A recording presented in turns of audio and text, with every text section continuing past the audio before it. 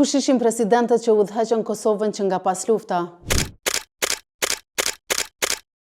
Teksa Kosova po afrohet drejt procesit për zgjedhjen e presidentit të ri, vëmendja rikthehet përsëri tek figurat të cilat e kanë mbajtur ndër vite këtë post të lartë politik. Që nga pas lufta dhe shpallja e pavarësisë, presidenca ka kaluar nëpër disa etapa politike, qofshin ato me mandate të plota, dorëheqje apo edhe vetëm si ushtrues detyre të atij posti. Ibrahim Rugova ishte presidenti i parë i Kosovës nga viti 2002 deri me 21 janar të vitit 2006, kur ndëroi jetë gjatë mandatit. Pas ndarjes së tij nga jeta në vitin 2006, drejtimin e shtetit e mori Fatmir Sejdiu, i cili udhëheqi vendin edhe gjatë shpalljes së pavarësisë, derisa në vitin 2010 dha dorëheqje.